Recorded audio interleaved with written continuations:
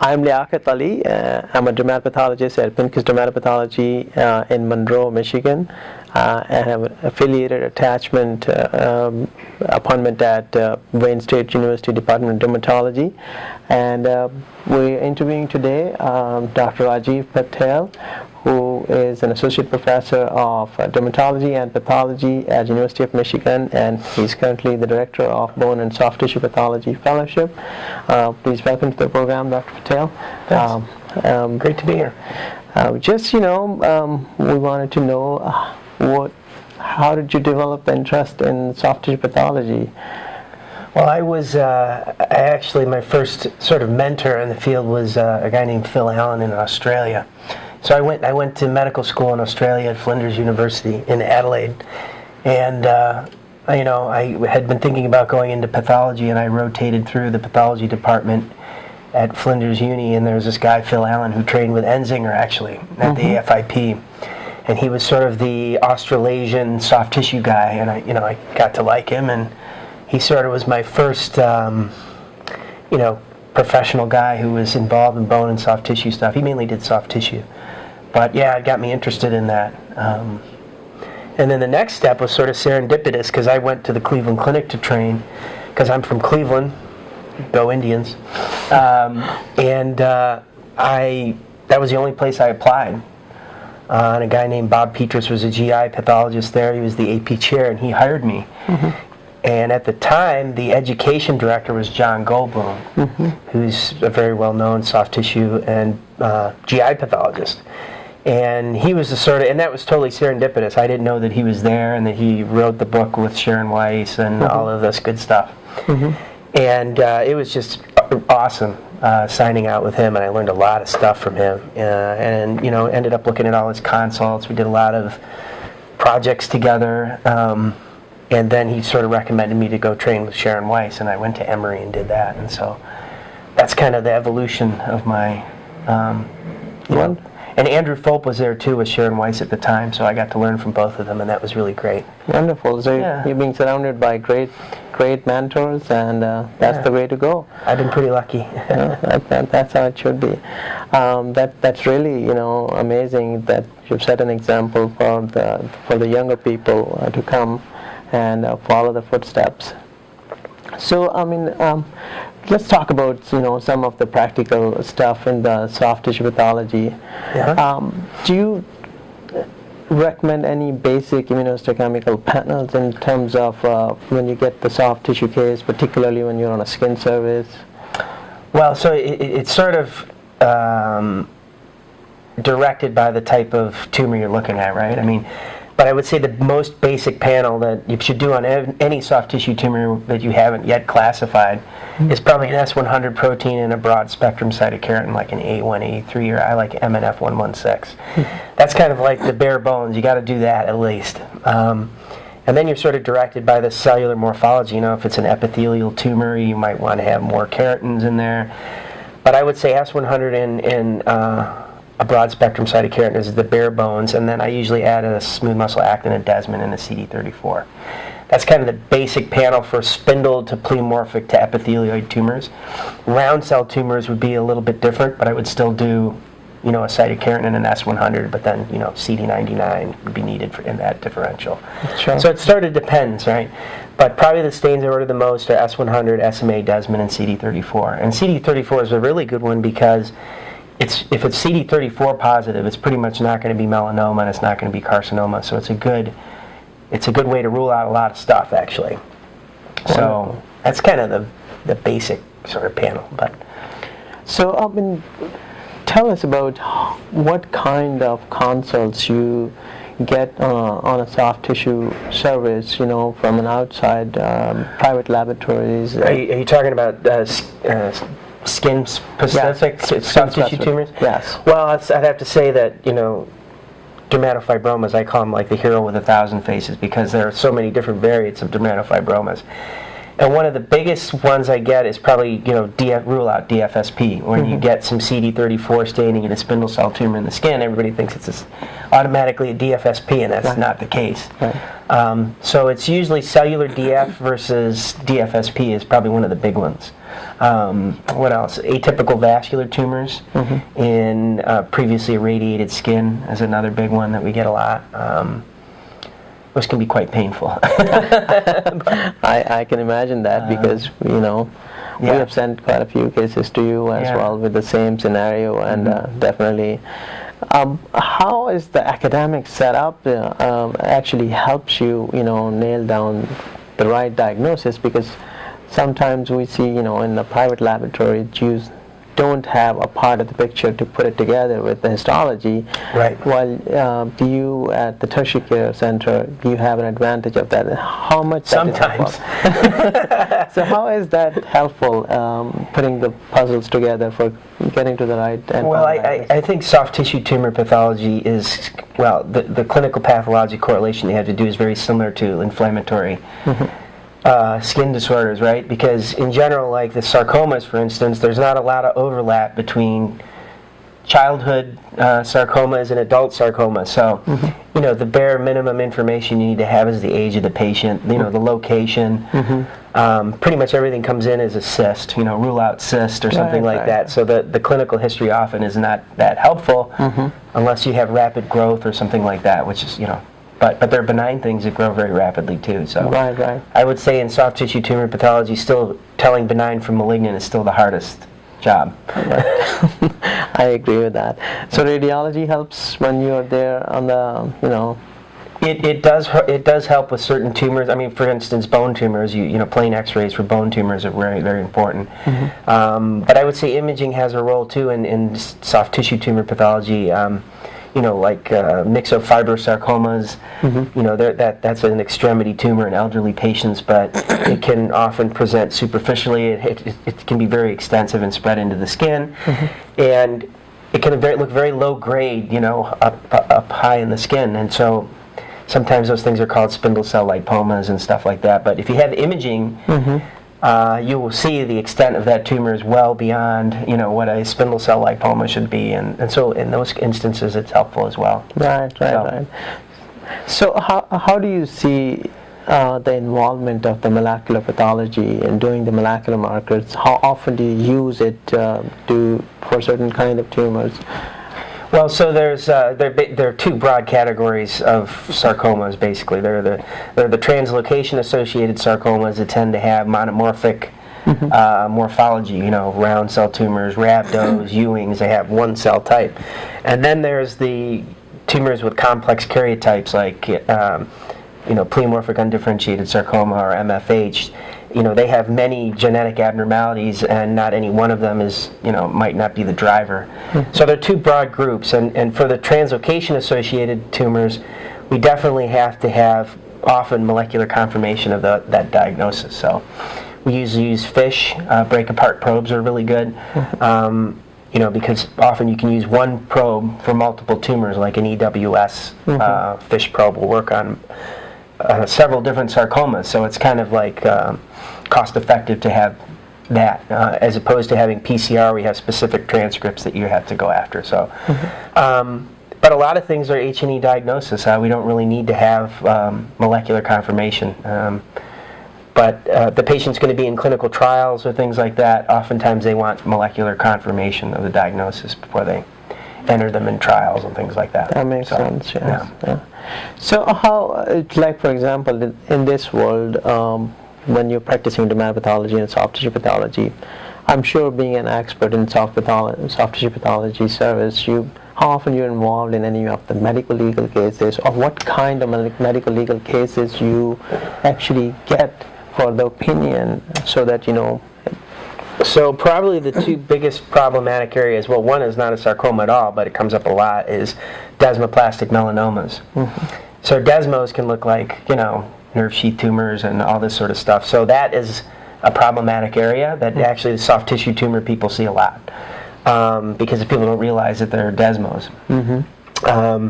The other one is probably atypical neurofibroma versus low-grade MPNST. that's a difficult area. There's a lot of research and ongoing, academic activity in that area right now, trying to figure out what the drivers are in transformation from benign nourishing tumors to malignant ones.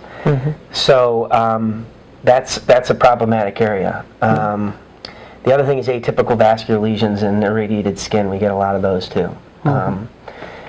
And you have MIC immunohistochemistry and MIC FISH probes that you can use to look for amplification of MIC, which you find in post-radiation angiosarcomas. There is a little bit of overlap with some benign lesions and stuff too, but that can be very helpful because those can be difficult lesions. Sure. Yeah. Of course, the clinical history has always. Yes, that's right. But you don't always get that, as you know. Yeah, and that is definitely helpful. And also the clinical description of the lesion, like, basically AVLs can be BLAPs, like benign lymphangiomas, papules, and plaques, which are, they look like frog spawn, and you can basically nick those off with a laser. And you don't need a big resection for that kind of tumor, right? Most of them are benign. But if it's an expanding bullaceous plaque, that's probably angiosarcoma. And it's a more worrisome picture, right? So the clinical pathologic features are important because there's a lot of overlap with the histology between benign lesions and low-grade angiosarc and stuff like that. So, particularly in low-grade angiosarcomas, sometimes we see biopsies may not be the true representation of the malignant part of the angiosarcoma, and that just can be troublesome and can just mislead you. Right. So what is your guidance? Of course, sometimes I have seen that the people who are dermatology trained, they know where to do the biopsy, and then they will give you the information with the picture, if you're lucky enough.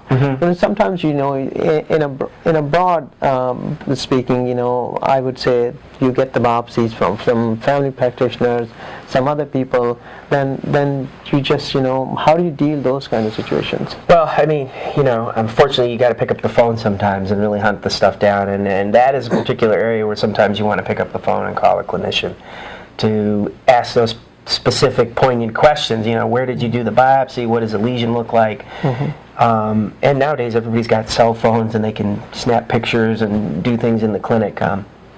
And you can get those things sent to you securely so that you can, it's not a HIPAA violation or whatever, but and it can be very helpful. So unfortunately, those kind of cases are the ones where you're going to have to call sometimes. And your threshold, you have to be very wary when the history is there, like post radiation, breast cancer. Then you have to be very mindful of that. So, So where do you see soft tissue pathology 5 to 10 years down the road from now? Well, I think we're going to continue to elaborate the mechanistic molecular abnormalities and things that are involved in oncogenesis of particular tumors. I mentioned MPNSTs. There's a lot of research work going into that area right now. And so I think we're going to just get more information along those lines as, deep sequencing information. Everybody's deep sequencing stuff now. And then epigenetic phenomenon, methylation markers and things like that. So there's a lot of undiscovered things, and I think it's just going to, we're going to get more and more into that as things go along. So, and hopefully targeted therapies are going to be important, and we'll be looking for, targetable, actionable genetic abnormalities in tumors. Because there's not a whole lot you can do for a lot of these sarcomas right now. So tell us something, we see that's a very commonly encountered entity, DFSP, we diagnose it most of the time. How often do you see people making comments on the sarcomatous transformation of the DFSP? Or is there any problem, or do you have an advice for particularly the younger people? So I think you have to mention, it looks like fibrosarcoma, right? So it's got a herringbone pattern, and usually there are some typical areas of DFSP that are there so you can identify that it's a DFSP, but sometimes tumors are entirely fibrosarcomatous, right? And I would say that the only time I make that diagnosis is when it's arisen in a DFSP or it's an infantile fibrosarcoma or something like that. So back in the days, all spindle cell sarcomas were called fibrosarcomas, right? And now we've classified most of them. And I think the importance lies in, well, for a lot of years I didn't know whether fibrosarcomatous transformation had any impact on recurrence and metastasis. But I think the more recent larger studies at least suggest that there's definitely more potential for recurrence and probably an increased metastatic rate. But that's an ongoing sort of area. So I think you need to identify it, and I would also say that it's not always fibrosarcomatous transformation. You can get transformation into pleomorphic sarcomas as well. So, but usually they're fibrosarcoma. As far as CD34 is concerned, you can often lose the expression of CD34 in areas that are fibrosarcomatous, and also you can lose a molecular abnormality sometimes too. So you have to be mindful of that. But always have a high index of suspicion, right? If this is an older patient and you have a fibrosarcoma, chances are it's arisen in a DFSP, particularly if it's superficial, and so.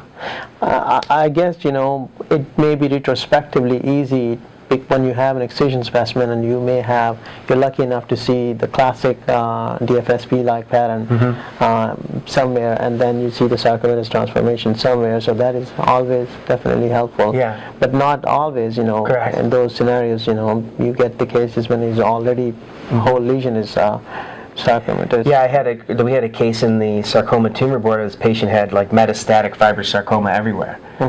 And if you watch when they presented the imaging, if like it was 10 or 20-year-old imaging, you could see, I noticed that the patient had some kind of plaque-like lesion superficially, and I said, well, this maybe is the DFSP that this thing arose in, right? And so we did send that off for molecular, and that had the abnormality, the COL1A1 platelet-derived growth factor receptor beta fusion. So that was a case that would just, unless you thought about it, right? You wouldn't have sent that off for the test. That was diagnostic. So Sure. That happened. So tell us a little bit more about, people love to talk about atypical fibroxanthoma, have, changed the name in the last couple of years, and then tell us how do you, that changing nomenclature, and you see the biopsies, So what I do, because we often get little shaves, right, of these lesions, and you've got a pleomorphic spindle cell tumor that doesn't stain for anything, right, except CD10 and CD68, some non-specific stains like that. Some people like to use those as a positive marker, but I think it's a diagnosis of exclusion. You really don't need. You just need the stains to rule out the other stuff. And so when I get superficial shaves and it's a non-staining kind of situation, I usually call it atypical fibroxanthoma / superficial pleomorphic undifferentiated sarcoma, because to distinguish between those two things, you need the complete excision specimen so you can see the size. It should be less than 2 centimeters in size. It should be confined to the dermis. Should have little or no extension into the subcutis, and none of the other adverse, necrosis, vascular invasion, perineural invasion. So once you satisfy those criteria, it's kind of easy to separate them out into superficial pleomorphic undifferentiated sarcoma, which theoretically should have a bit of a worse prognosis, right? I just wanted to ask your experience. I'm sure you do lots of immunohistochemical stains at your lab. How do you see the background or non-specific staining pattern in certain immunohistochemical markers can be problematic and can mislead you either underdiagnosis or overdiagnosis for certain lesions? So I would say, first of all, you should always use immunohistochemical stains in panels. You shouldn't base a diagnosis on a single immunostain being positive or negative. All right. That being said, any marker in a malignant tumor can be nonspecific. The ones that often are nonspecific are things like desmin and cytokeratins can be positive. So those are probably the most problematic ones, but when you put the whole picture together with the histology and things like that, it's usually not a big problem to decide that that's very focal SMA staining. It's not staining like a true smooth muscle tumor, which would be strong and diffuse and this sort of thing.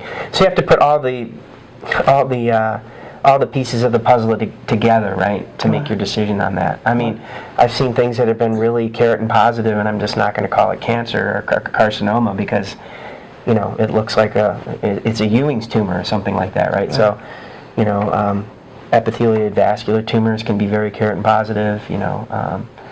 So again, you have to do things in panels, so things won't match up. You know what I mean? Right.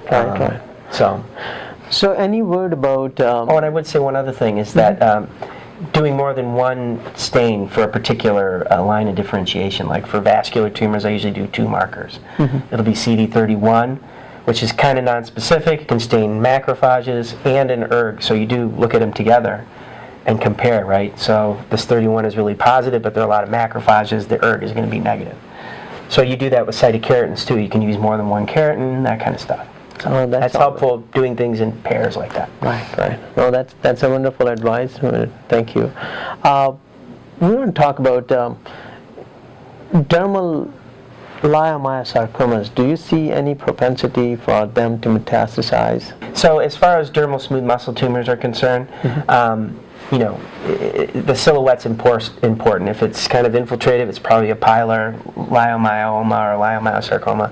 If it's got a rounded silhouette, it could be a metastasis from a lyo at another body site. But in general, the pilar ones don't metastasize, right? Some people have put forth the idea that you should call them atypical dermal smooth muscle tumors. For me, that's just confusing for the clinicians, right? Because you're going to get all kinds of phone calls, what does this mean, and this sort of thing. If you just call it a low-grade leiomyosarcoma, give it a French grade if you need to, right? You probably should. And just have them cut it out with clear margins, right? The dermal smooth muscle tumor thing, atypical dermal, it just confuses clinicians. And we get a lot of questions about those kind of diagnoses, and it doesn't really help get the patient treated like they need to be treated. So I avoid that terminology.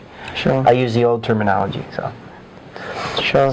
No, that is really helpful, clarifying the terminology, because nomenclature is very important. And when you're practicing in a busy setup, you know, you wanted to have the least number of phone calls. Well, that's So that's not that you don't want to talk to the clinicians. Yes, it's but just exactly, you know, but there should be a balance. No, that helps wonderful. with the workflow. Right. Yeah. I wanted to ask you another interesting situation where sometimes you get only a portion of the neoplasm. It's a very small biopsy, and you do the broad panel, and the immunohistochemical stains turned out to be positive with pancytokeratin and S100.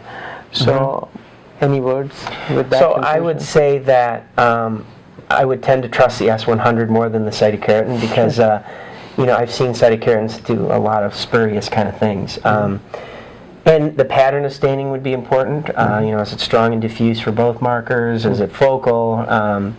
But things that you have to think about are cytokeratin expressing melanomas, cytokeratin expressing nerve sheath tumors, myoepithelial lesions, and that sort of thing. Those are the kind of things that would go through my mind first. And I would tend to trust the S100 more than cytokeratins. Right. So I might, you know, I'd do some melanocytic markers, maybe follow it up with another nerve sheath marker like SOX10 or something like that. Again, in pairs, right? Right. So you do the S100 and the SOX10 and maybe a couple of keratins to see whether they're congruent. So that's very helpful. Well, that is definitely helpful. So my last question to you is that what is your advice in terms of mentorship for the younger people? So, you know, you got to follow your sort of own path, right? If you decide there's an area that you really like, you should approach people that are prominent in that area. You know, hopefully you've got somebody who's interested in what you're interested in at your institution, and you should ask them, you know, for advice and just be very frank. This is an area that I'm really interested in. I would like to do work with you, or, you know, do projects, look at cases. You know, just be proactive. In general, people really like to be told how great they are. So, you know, people are going to respond to that most of the time, right? And you want to find people that are known in the field, right? I mean, those are the guys who have, and gals, who have connections. And, you know, it's interpersonal communication and connections which get you most of the places in the world, right? And so you want people that are known in their field and can expose you to others that are interested in the same thing that you are, and give you opportunities, to give talks, to review papers, that kind of stuff. Right. Yeah, that's sort of a broad kind of approach. But if you do approach somebody and they put you off, ask their advice as to, first of all, A, why are they putting you off, and B, if it's because they don't have time, they shouldn't do that because they're in academics or whatever. The mentorship is part of the deal. But ask if there's another name or another colleague that they can recommend that you approach. People are usually open to that sort of thing. So. Wonderful. That's a very good advice. I hope that this session will be very useful to you, and it will improve your academic practice day to day. Thank you.